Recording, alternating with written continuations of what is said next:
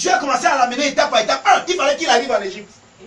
Première étape. Maintenant, regardez, quand vous lisez la Bible dans Genèse, Joseph a dit à ses frères que ce n'est pas vous qui m'avez envoyé en Égypte, c'est Dieu qui m'a envoyé. Maintenant, pour vous, dans votre tête, quand Dieu envoie quelqu'un quelque part, je suis sûr que pour vous, pensez que si Dieu dit maintenant que ma fille, lève-toi et t'envoie en Banga, tu vas penser que il y aura les chants de Dieu divin, une sirène. Tous les anges de Dieu vont se mettre et on va te préparer une puissante voiture. Et on va pipon, pipon, pipon. La voix de Dieu arrive, il vient en Banga, pipon, pipon. Donc, pour ça, tu dois arriver là-bas dans un grand boulevard. Mais regardez comment Dieu envoie Joseph en Égypte. Vous savez comment il part? Joseph part comme un esclave. C'est fait le banc. Oh, vous avez vu la semaine passée que les marchands qui achètent Joseph peuvent vendre Joseph partout. Il y a beaucoup de villes où ils peuvent proposer Joseph. Mais eux, quand ils arrivent en Égypte, c'est là-bas où ils vendent Joseph. Quelqu'un peut penser que c'est le hasard. Dis à quelqu'un que ce n'est pas le hasard. Il avait rendez-vous au sommet. C'est pas le hasard. Maintenant, regardez, voici. Vous savez comment on appelle ça? On appelle ça les coïncidences coordonnées. Il y a des gens que lorsque vous ne les rencontrez pas, vous n'irez pas à la prochaine étape de votre vie. Et sans me vanter, certains d'entre vous, votre rencontre avec moi va vous amener à une autre étape. À cause même de l'ouverture de votre esprit, par les messages que vous recevez ici, ça va vous amener à vous voir autrement.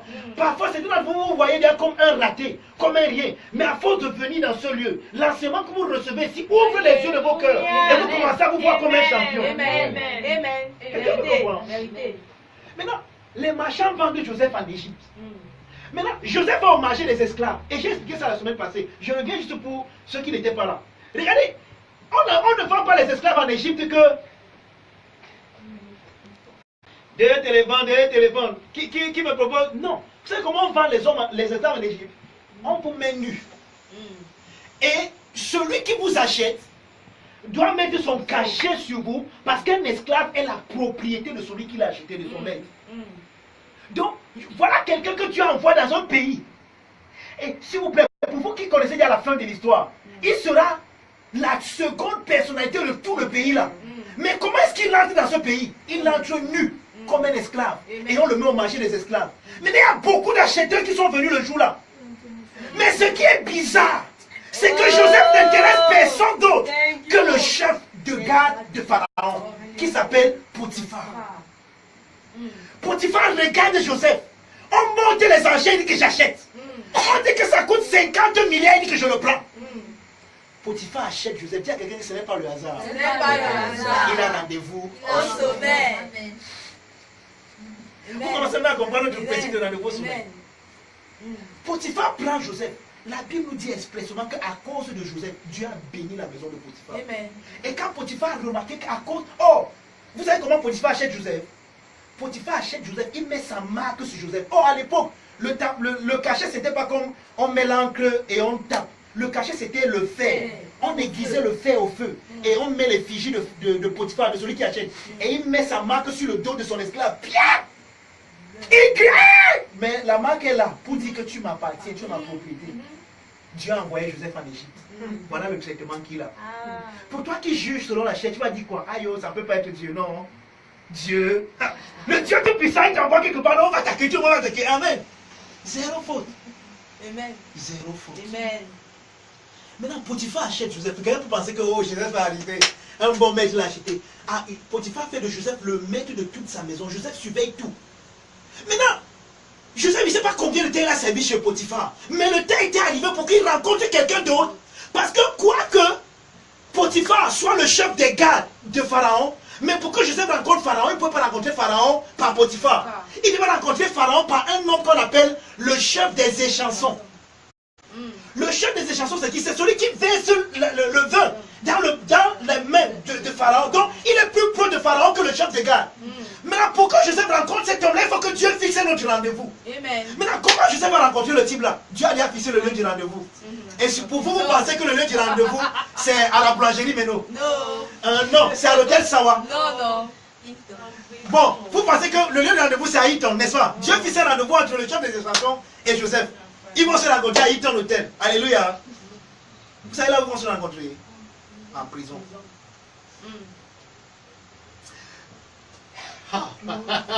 Si vous ne comprenez pas Dieu, vous pouvez avoir pitié de vous. Mais je vais vous montrer ce soir que le rendez-vous au sommet en ce qui vous concerne a déjà eu lieu. Amen. Vous êtes tellement en haut, mais vous ne l'avez pas encore réalisé. Mais ma prière, c'est que quelqu'un sorte d'ici ce soir. C'était dans vous, quand vous allez rentrer ce soir, je vais vous dire comment vous allez rentrer. Vos pieds ne vont pas toucher le sol. Amen. Pas parce que vous vantez, mais parce que vous serez compris qui vous êtes. Amen. Parce que toutes ces étapes-ci, en ce qui vous concerne, ont déjà eu lieu. Alléluia. Mais nous les étudions quand même dans la vie de Joseph. Joseph a rendez-vous avec le chef des échansons, la deuxième personnalité qui devait le faire rencontrer le sommet. Le rendez-vous qu'il avait au sommet. Maintenant, le rendez-vous a lieu où? En prison. Maintenant, comment ça se passe? La femme de Potiphar jette les regards sur Joseph. La flèche de Kipido la touche par rapport à Joseph. Joseph était un homme beau de taille et beau de figure. Mais ce n'est pas ça qui l'intéresse. Oh!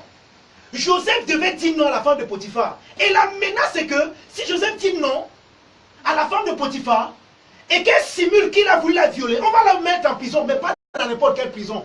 On ne va pas le mettre à New Ben. On va le mettre, même s'il a droit là, on va l'amener en Kondingi. Amen. Là où le premier ministre peut aussi aller. Amen.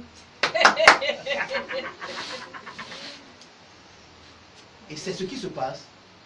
La femme de Potiphar simule de l'aimer et tout ça. Elle dit que Joseph a voulu la violer. On le met en prison, mais pas dans n'importe quelle prison. La Bible, tout ce que vous dites, c'est bien. On dit qu'on le mit dans la prison où on garde les gens que Pharaon a aussi mis en prison. Et pourquoi Joseph ne pas dans n'importe quelle prison? Parce qu'il est en rapport avec Potiphar. Donc pourquoi il est avec Potiphar? Joseph est avec Potiphar parce qu'il fallait que Potiphar l'introduise chez le chef des échansons. Amen. Et comment Potiphar devait introduire Joseph chez les échansons?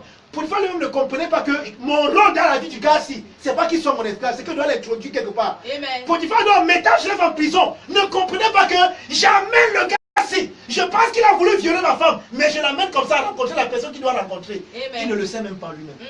Mais c'est ce que Dieu fait. Amen. Maintenant, si vous étiez jeune, vous pouvez vous dire que et en fait, c'est ce que Joseph à un moment a fait. Il était fatigué d'espérer en Dieu. Et il a commencé à dire en tout cas. Maintenant, pour que Joseph rencontre le chef des échansons et que Joseph accomplisse dans sa vie ce qu'il doit accomplir, il faut que Joseph soit le chef de la prison. Amen. Et c'est ce que Dieu fait. Quand Joseph arrive en prison, le chef de la prison met tous les autres prisonniers sous la garde de Joseph. Avant que le chef des échansons arrive. Donc dès que le chef des échansons arrive avec le chef des panetiers, ils sont tous sous Joseph. Pourquoi ils sont sous Joseph? Pas fortuitement. Parce que s'ils ne sont pas sous Joseph, parce qu'ils sont les grands de Pharaon, quand ils auront le rêve, Joseph n'aura pas le droit de leur dire que pourquoi vous êtes triste. Mais comme ils sont sous l'autorité de Joseph, un matin Joseph se réveille, il voit que les deux gens là sont dit que oh, venez ici. En prison, il y a d'autres lois. Vous étiez chef quand vous étiez chez Pharaon, mais ici c'est moi le chef. Pourquoi vous êtes triste? Non, c'est qu'on a eu un rêve. Il n'y a personne pour nous raconter. Ok, racontez-moi donc vos rêves. Pourquoi il raconte le rêve à Joseph? Joseph est leur supérieur. Il a le droit sur eux. Et dès qu'il lui raconte leur rêve, qu'est-ce qui se passe? La Bible déclare que Joseph interprète leur rêve. Et quand Joseph interprète leur rêve, ça se passe exactement comme Joseph a dit. Mais quand Joseph interprète le rêve de chef des échansons, il lui dit ceci: mon frère, c'est là où vous comprenez que Joseph est fatigué un peu. Souviens-toi de moi, pardon. Parle à ma faveur à Pharaon. Je suis ici injustement. Je n'ai rien fait pour être ici. D'ailleurs, même je suis un hébreu. On m'a pris loin dans mon village, dans mon pays, là-bas, on m'a vendu ici, mais voici ici en prison. Pardon, aide-moi. Et la Bible déclare à la fin du verset là que et le chef de l'échanson oublia Joseph. Dieu a fait que le chef des échansons oublie Joseph. Amen. Parfois vous faites du bien aux gens. Parfois vous êtes gentil envers les gens. Mais ces gens-là parfois vous rendent le mal. Et quand vous ne comprenez pas le modus operandi de Dieu, vous pouvez être aigri. Et vous dites, aïe, oh, c'est quoi ça? Mais Seigneur, qu'est-ce que j'ai fait? La Bible déclare que si je fais du bien, toi, Dieu, tu vas me rendre. Mais moi, j'ai fait du bien à mon cousin ici. Mais aujourd'hui, me rend le mal. Parfois, vous vous plaignez tellement, mais c'est que vous ne comprenez pas. Amen. Parfois, c'est Dieu qui permet que la personne ne fasse du bien. Parce qu'à l'instant là, le bien qu'il devait te faire ne va pas t'aider à assez. Amen. Parce que si le chef des échansons se souvenait de Joseph et le sortait de la prison, c'est ce qui devait se passer. Même si, prenons, bon, il y a deux alternatives. Joseph devait tout faire pour quitter l'Égypte et rentrer dans son pays. Si Joseph rentrait dans son pays, 2 ans après, Pharaon devait avoir le rêve. Personne ne devait interpréter le rêve de Pharaon. Non seulement l'Égypte, mais même Joseph, là où il est, devait périr. Vous comprenez combien grand votre vie est. Ouais, notre problème, c'est parce que même à l'église, On nous a appris à nous enseigner sur nous. Mon mariage, ma femme, mes enfants, mon travail, mon. Regarde, la vie de Joseph était plus grande que les mon. Joseph avait une destinée qui devait sauver toute la terre. Amen. Et il y a ici. Amen. Mieux que Joseph. Amen. Amen. Amen. Je reçois. Quelqu'un me comprend? Amen. La vie de Joseph devait sauver toute la terre. Et il y a ici plus que Joseph ce soir. Amen. Tu es plus grand que ta famille. Amen. Tu es plus grand que ton quartier. Quelqu'un ne me comprend pas? Amen. Tu es plus grand que ton boulot. Amen. Regarde un peu plus grand. C'est pour ça que tu as dit à Abraham que lève les yeux, regarde. Aussi loin que tu verras, je te donne. Regarde un peu. Le problème, c'est que nous avons une vision trop basse. Nous ne voyons pas plus loin que le bout de notre nez. Nous pensons, nous sommes sur la terre pour nous marier. Après nous marier, on accouche des enfants. Après les enfants, on construit la maison. Après la maison, on laisse l'héritage à nos enfants. Après on meurt. Ah, quelle vie! Moi j'avais dit à Dieu que si c'est ça la vie, si c'est ça la vie, peut-être je meurs. Amen. Si la vie, si ma vie ne vaut que ça, que je me marie, j'ai les enfants. Après je laisse un héritage à mes enfants, même s'ils vont en bain, ils voient. Et puis quoi? Tu as fait quoi de ça? C'est pour ça que vous allez vous rendre compte que la première chose pour ceux qui comprennent le rendez-vous au sommet, c'est qu'ils ne vivent plus pour eux-mêmes, mais pour celui qui est mort ressuscité pour eux. Quelqu'un me comprend? Maintenant, Joseph annonce ce rendez-vous. La Bible déclare expressément que le chef des échansons l'oublie. Et il n'oublie pas pour rien. Dieu fait qu'il oublie. Mais maintenant, il devait se souvenir de lui au bon moment. Maintenant, ça fait combien de temps? Vous pouvez penser que ça fait un mois. Joseph est resté là-bas 1 an, 2 ans. 2 ans. Tu es dans une prison.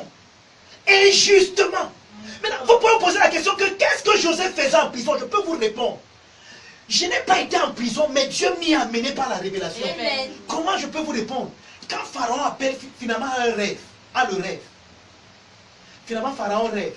Et il ne comprend pas son rêve. Il appelle tous les sages de l'Égypte. Ils se rassemblent. Personne ne peut interpréter le rêve de Pharaon. Pharaon est troublé. Il est même en colère. Parce que Pharaon sait que ce qu'il a vu, c'est quelque chose d'important. Mais personne ne peut l'aider à interpréter ses rêves. Je vais vous dire quelque chose, frère. Peut-être je n'ai pas dit ça la semaine passée. Il y a beaucoup de pharaons autour de nous. Amen. Il y a des hommes qui ont des rêves. Il y a des hommes qui voient des choses. Et à cause de ce qu'ils voient, ils sont troublés. Mais ils ne voient personne qui va interpréter leurs rêves. D'autres vont même à l'église. Ils écoutent les radios. Bonnes nouvelles, vie nouvelles, mauvaises nouvelles, toutes les nouvelles. Mais ils n'écoutent pas l'interprétation de leurs rêves. Et Dieu va faire que ces gens te rencontrent. Amen. Amen. Parce qu'il t'a préparé pour interpréter leurs rêves. Amen. Quelqu'un me comprend? Amen. Personne ne peut interpréter le rêve de Pharaon. C'est là où Dieu met dans le cœur du chef des échansons de se souvenir maintenant de Joseph au bon moment. Je dis qu'il y a quelqu'un qui va se souvenir de toi. Amen. Amen. Et qui va t'introduire à la prochaine étape de ta destinée. Amen. Quelqu'un me comprend? Amen. Il dit que ouais, Pharaon, pardonne-moi. Quand j'étais en prison, j'ai rencontré un gars, un hébreu, il n'est même pas égyptien. Il a interprété mon rêve et ça s'est passé exactement comme il m'a dit. Pardon, allons le chercher. Imaginez-vous donc, si Joseph était sorti de la prison, même qu'il était en Égypte, on allait le trouver où? Quel était le lieu où Joseph devait se trouver pour qu'il soit facilement accessible? En prison. C'est pour ça qu'il a fallu qu'il fasse 2 ans là-bas. Mais en 2 ans, on pensait que c'était aisé. Combien de gens sont venus retrouver Joseph là-bas? Combien de chefs même de Pharaon sont venus? Et il les a certainement aidés. Tous sont partis. Mais lui, il était ici là-bas. Pourquoi était-il là-bas? Parce qu'il fallait, il avait rendez-vous au sommet. Et quand le jour de son rendez-vous est arrivé, je vais te dire quelque chose. Je vais t'expliquer ça tout à l'heure. Ton rendez-vous n'est pas futuriste. Amen. Ton rendez-vous a eu lieu. Amen. En fait, tu n'as plus rendez-vous au sommet parce que tu es au sommet. Amen. Je suis au sommet. Amen. Maintenant, ce rendez-vous, c'est simplement que tu réalises que tu es au sommet. En un seul jour, Joseph quitte de prisonnier. Quand il arrive devant Pharaon, voici donc pourquoi il vous dit que je sais de quoi il pensait. Pharaon lui dit que, hé, petit Joseph, j'ai appris que tu peux interpréter les rêves des gens quand tu les écoutes. Malgré le fait que Pharaon soit si grand, bien habillé, le roi d'Égypte, Joseph n'a pas tremblé devant lui. Vous savez pourquoi? Il sait celui qui est en lui. Amen. Et il dit à Pharaon que regarde, c'est pas moi, c'est l'Esprit de Dieu en moi qui peut interpréter ton rêve. Raconte-moi ton rêve. Dès que Pharaon raconte son rêve, Joseph a eu non pas seulement l'interprétation du rêve. Dieu l'utilise pour donner les paroles de sagesse, non, de connaissance d'abord, et puis de sagesse. Les 7 vaches maigres, c'est 7 années. Ça, c'est les paroles de sagesse. Non, de connaissance. Les 7 vaches grasses, c'est 7 années d'abondance. Maintenant, Dieu est en train de te montrer qu'il y aura 7 années d'abondance. Après qu'ils seront suivis par cette année de pauvreté. Maintenant, voici ce que tu dois faire, parole de sagesse. Joseph décortique, Pharaon le regarde. Pharaon pose une question à ces gens. J'ai dit, est-ce qu'ici en Égypte, on peut trouver un gars aussi sage que le gars ci? Les gars ils disent que non, papa. Gars, ne dis pas qu'on cherche quelqu'un. Nous, on a déjà trouvé la personne, c'est toi. Amen. Et Joseph, le même jour de la prison au trône, il est la deuxième personnalité de l'Égypte. Et je dirais même la deuxième personnalité du monde. Pourquoi? Parce que l'Égypte est la première métropole économique au monde à l'époque. Donc, après Pharaon dans le monde, c'est Joseph qui suit. Donc, Joseph est au-dessus de Potiphar. Joseph est au-dessus du chef des échansons. Joseph est au-dessus de la femme de Potiphar. Maintenant, si c'était d'entre nous qui ne connaissons pas Dieu, qui ne méditons pas Dieu. Si en prison, je vais dire seulement que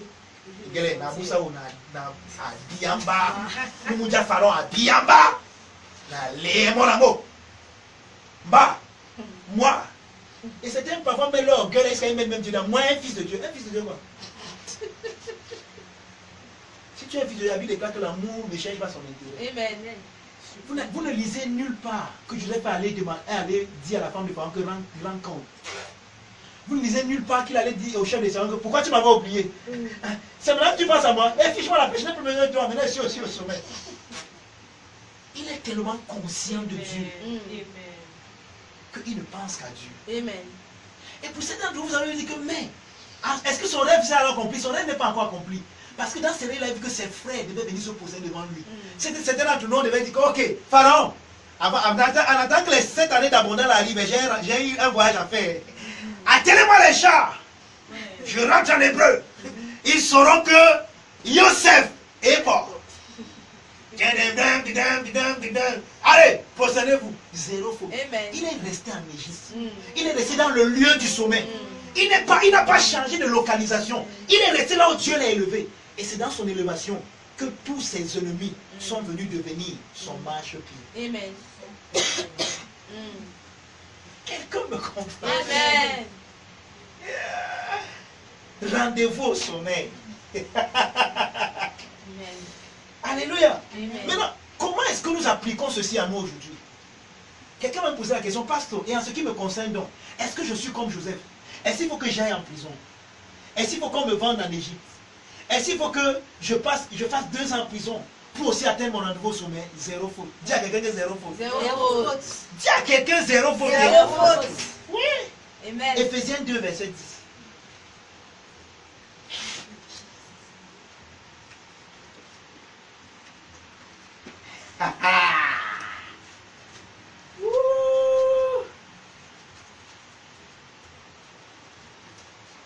Quelqu'un est là? Amen.